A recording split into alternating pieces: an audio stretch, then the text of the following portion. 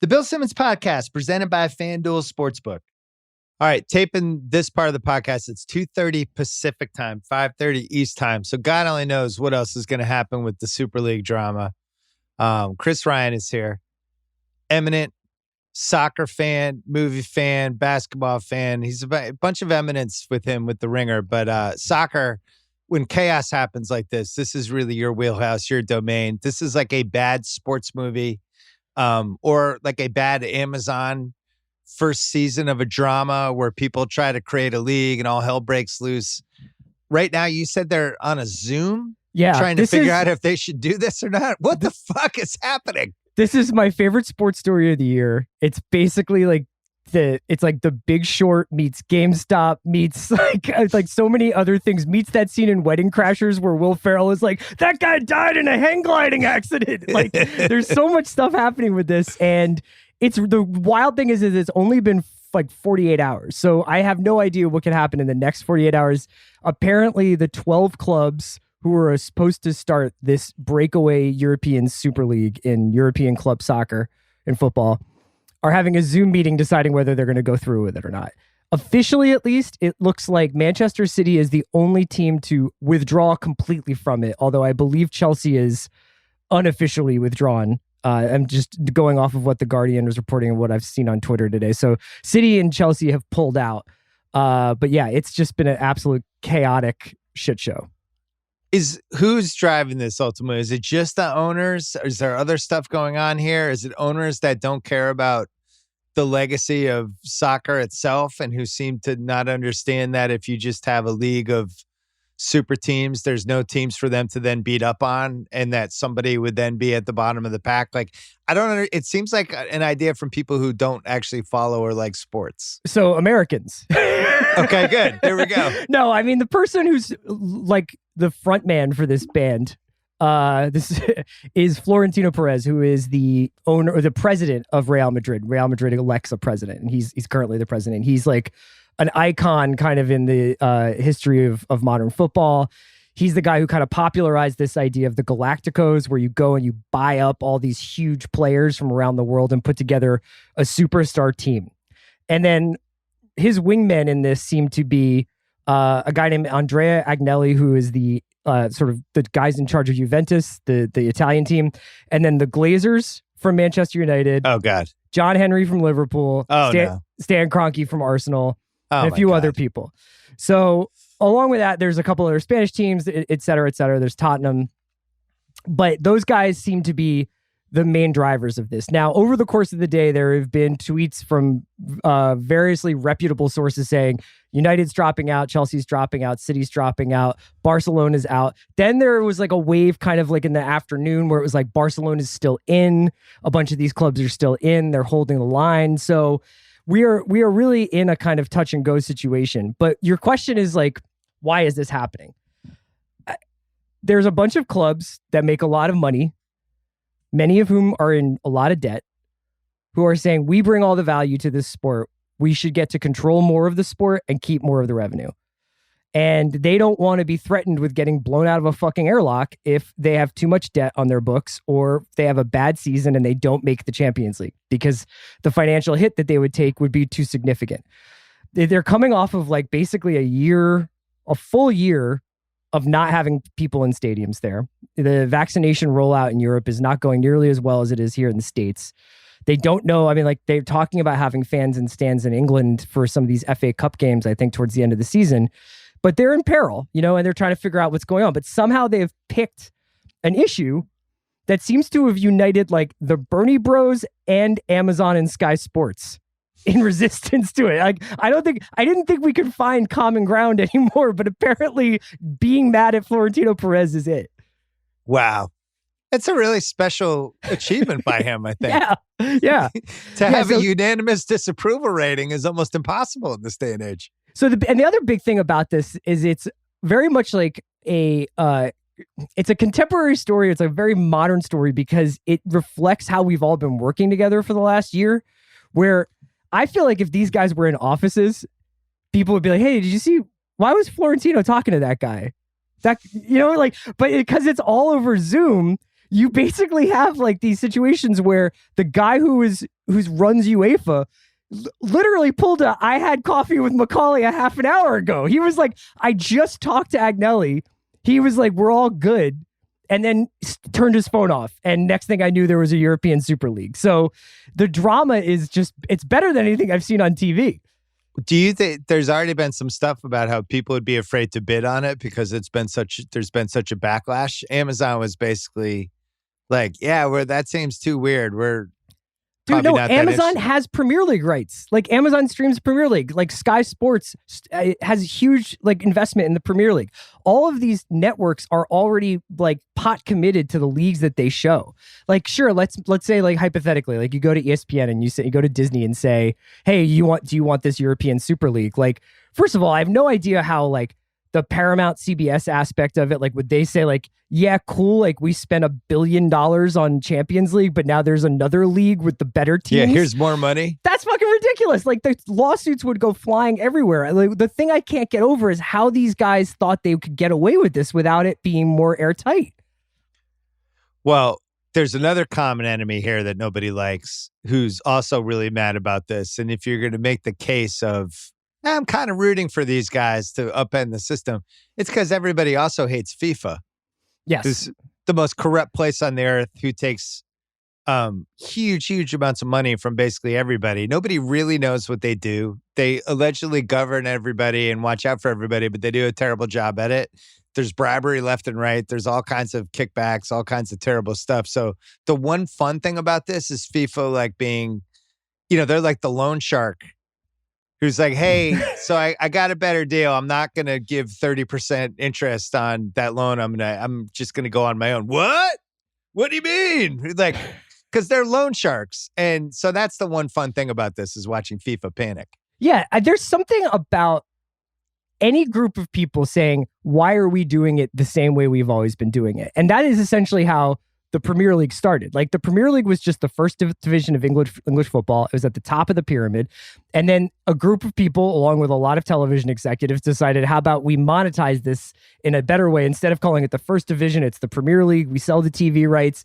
We sort of solidify the upper echelon of English football, and it becomes Manchester United and Arsenal and whoever else.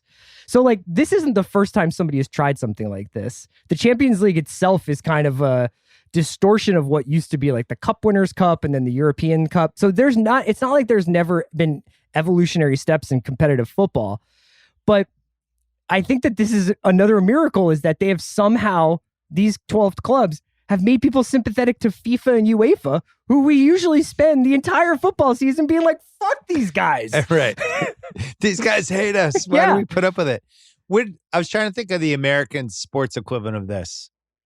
So a friend of mine today was saying how it would be if in college football, if the 12 best teams were just like, fuck the NCAA, fuck everybody. We're just going to, it would literally be impossible. It couldn't happen. But if they just all teamed up and they just left, and like for basketball, we no longer had March Madness with those 12 teams. They were in some separate tournament. That's a pretty good example. If you took like 6 SEC teams, some Big 10 teams or Big 12 or whatever it's become, a couple Pac-12 UCLA, teams. Yeah, USC, exactly. And some Texas and Oklahoma schools. University of Texas, University of Oregon. You just had like those 15. And then they said, peace out to the NCAA. Here's the deal. We are essentially like starting a new league. We're paying our player. We're paying students. Exactly. And we're going to renegotiate TV deals for ourselves. So we're going to go directly to Disney or directly to whoever and say, here's a new deal.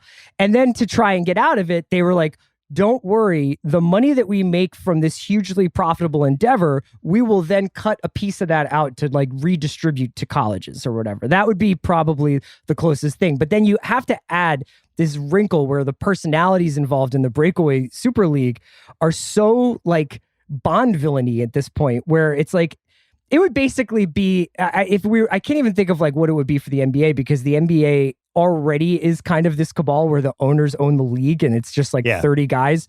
They don't need to do it. Yeah, but like it would be essentially like if Pat Riley was like, I'm tired of seeing my guys twist ankles and spin their wheels against like the Charlottes and New Orleanses.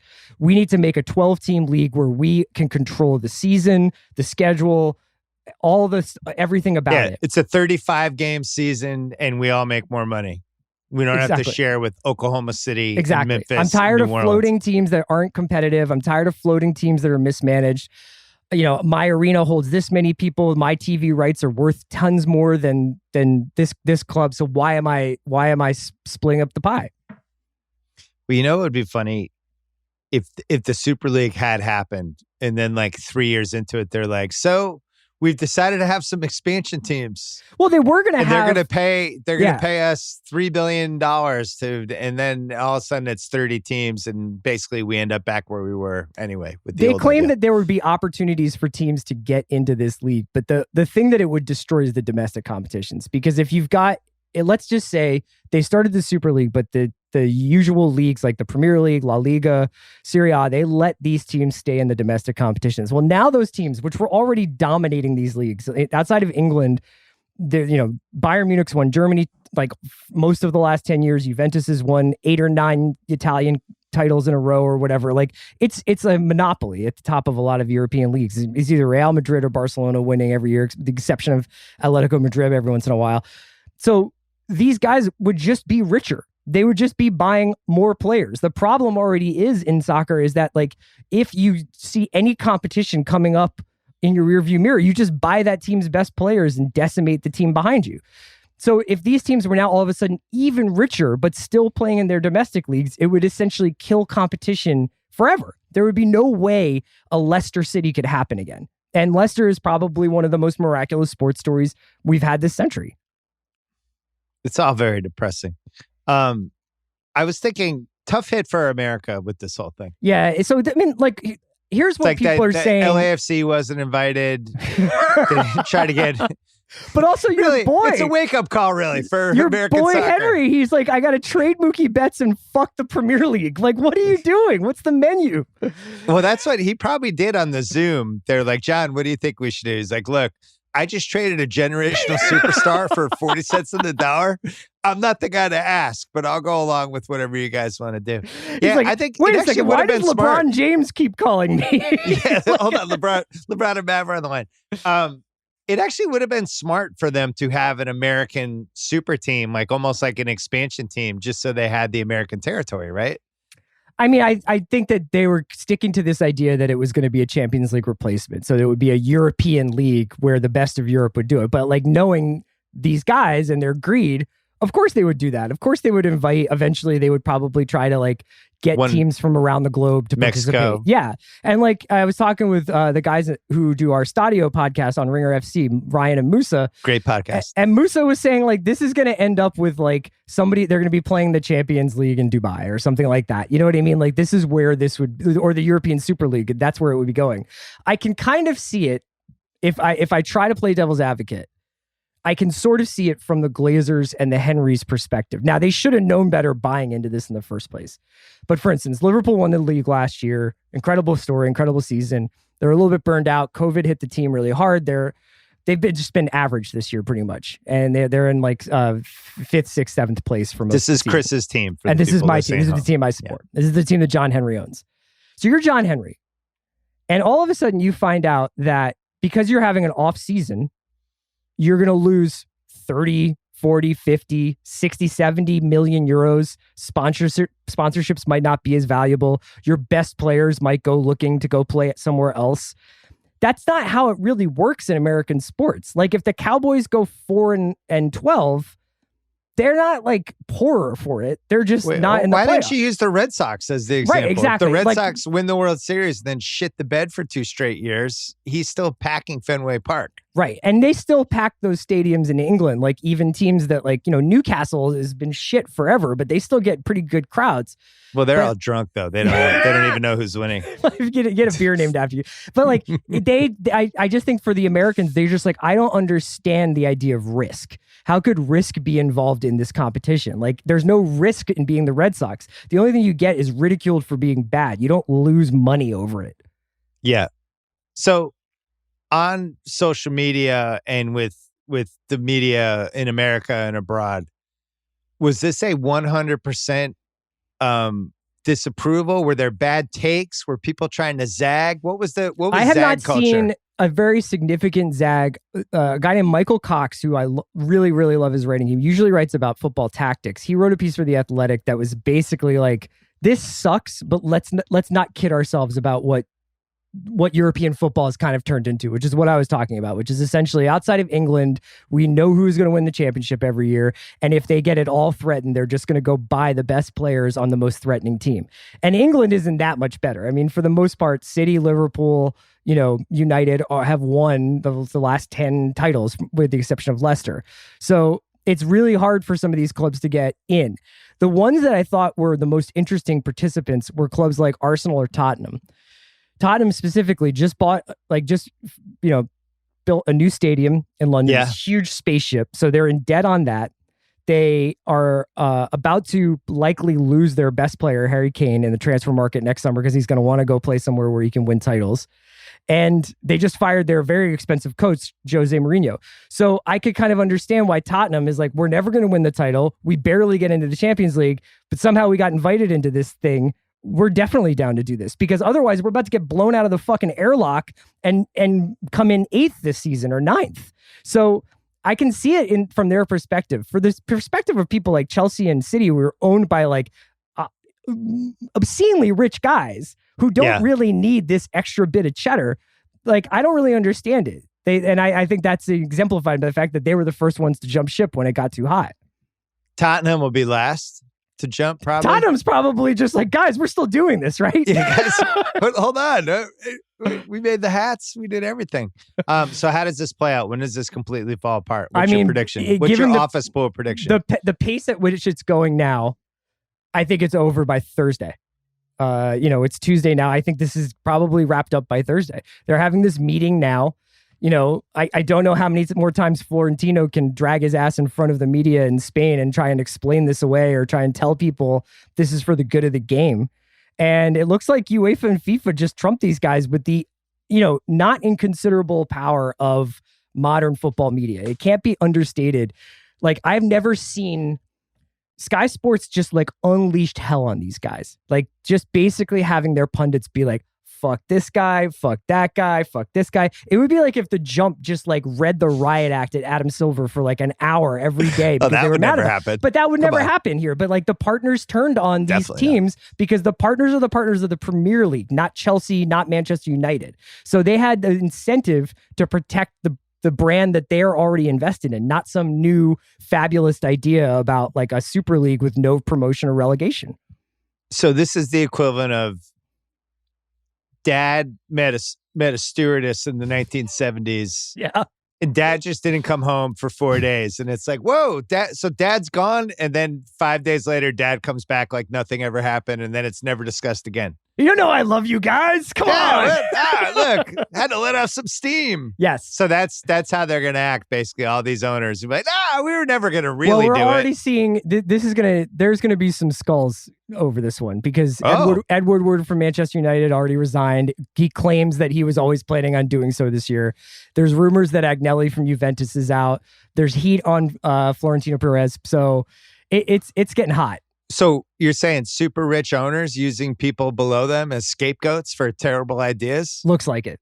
Well, some of these clubs are owned more collectively than that, and some of these, it goes against some of their ideals. Like Liverpool and Manchester United are supposed to be like working class clubs. Barcelona is supposed to mean something to the people of the Catalan region of Spain. It's like part of the reason why I got into the sport in general is because of the tradition and the history and the connection between the clubs and the neighborhoods that the stadiums are in, down to like the smallest little subsections of North London. So when you subtract all of that and you're just like, we're just going to make it this global streaming digital product, it just kind of becomes like everything else. That's depressing. Give me one soccer storyline to watch that's actually involves balls and people playing on a field. I don't know, man. I mean, like, I think that I would say that most of the leagues are pretty much wrapped up, but the Champions League should be interesting. Manchester City has been pouring money into their team for years now, and they still haven't been able to win the Champions League, which is sort of the real crown jewel for them. So this is the year for them. They have a really good team. They've got the league pretty much wrapped up. I think completely wrapped up. So it's really Champions League or bust. So I keep an eye on City. Before you go, Embiid MVP case. Didn't he just get it taken from him last night? It felt like it was extinguished last night, right? Well, I thought it was like done anyway, but last night was I can't tell anymore. There was a time where we didn't even start talking about MVP until this time of year, and now I feel like we've been talking about it all year long. I feel partially responsible. I used to jump the gun and try to get it going, and now it starts in like game 15. Yeah, I mean, there were definitely people chanting for Curry for MVP last night in Philly. It was cool, but who do you think has it now? Then if it's not Embiid? No, it's Jokic. Jokic should win, and I think he's a really good candidate, as we laid out on Sunday night on this podcast. I don't know what's wrong with just saying Jokic is the MVP. He's played every game. That team is going to be a top 4 seed, and how many more games like this can Curry have to make it so that it's a conversation with him? So we talked before you came on with Logan and Marcus about Curry, and talked about a bunch of stuff. And we were talking about the 06 Lakers, Kobe, that whole thing. Kobe didn't win that year, but I thought he should have won. He was the one I voted for. That team was more successful than this Warriors team's a 500 team. Yeah. There's no correlation, no record, there's no other example to be like, that guy is our MVP. His team went 41-41. It's never happened. So I feel like they would have to go on like a What was the record for the Russ year? What was the Thunder's record that year? They still won like 48, 49 games, something like that, So I think unless they went on a major run, it's not going to happen. It says more about what a goofy year this is, but I still feel like Embiid was the best player I saw this year, but Steph's starting to take that title too, because the stuff he's done the last 3 weeks has been as high as anything we've seen. Yeah, I mean, it's honestly been the best part of the NBA season. You can now tune in every single night and have like a 75% chance of seeing a miracle when you watch him play. It's just that, amazing. and I think Poku on OKC trying to save KOC's. Trying to save KOC at the Ringer from us giving him shit for the next 5 years. Top 3 stories of the NBA season: Steph, Poku, and Stan Van Gundy's last 5-minute management. Stan Van Gundy. All right, we're up 3. Leave that guy open. I want Stan to double down and now try to high five the shit out of guys. Like every single break is just like seeing who's high fiving him. Who will touch him? I want a high five cam on Van Gundy. You're pro playing game, right? Yeah, I mean, I'm pro playing game for this specific reason. I want to see Steph and Luka in a 1-game death match. That's incredible. My whole thing is who's turning it off, and anybody who's like, oh, I don't like it. It's like, all right, well, don't watch. How about that? Yeah, like, no, I'll watch it. That's the thing is like, it's like I have no conviction about it. Like, I do think it's watered down the product as we come into the playoffs. But I will be like not taking any calls during that game. Like, don't text me. It's going to be amazing. So I was in Florida in a hotel room for many days just now, and watching Manhunter, watching lots of movies, including The Godfather 1 and 2 for some reason. But Limitless with Cooper. Yeah, I can't decide if we've made a massive mistake not doing it on the rewatchables, or whether it's like last year of the rewatchables, like when it's the TV show where a lot of people have left, but there's still the two, you're kind of holding on to the franchise. Yeah, we're running the car on vegetable oil, It's yeah. That movie's really good. And I feel like if I texted you and said, let's do Limitless, you'd be like, you wouldn't know if I was kidding or not. I mean, it kind of is it goes back to like the original DNA of the pod, which is like the movie that you just have to stick it out when it comes up on TV. And it does have a bunch of scenes like that. I have a weird soft spot for shitty Bradley Cooper movies. Like, I feel that way about Burnt. I also like Burnt. So if we did Limitless at some point this year, you wouldn't. Yeah, I wouldn't. You wouldn't be against it. Yeah, no, I wouldn't form a breakaway podcast. Well, we were texting. All of us will have been vaccinated by the end of this month, and it's time to start doing the big ones again. Yeah, it's time to get in a room and do our thing. There's been a lot of circling of Goodfellas, like a lot. Got to slice the garlic real thin, like a lot. Like, yeah. I just drove over to my mom's house at 4 a.m. yesterday with a shirt covered in blood for no reason to see if she would make me meatballs. She didn't. She was like, "What are you doing here? It's 4 a.m. Please go." But yeah, we have a lot of stuff in store for that. And by the way, check out Chris on Fridays on the Ringer NBA show. The Answer. Yeah, thank you. You've had some answers. I have. I've been trying to search for the truth out there. Chris Ryan, good to see you as always.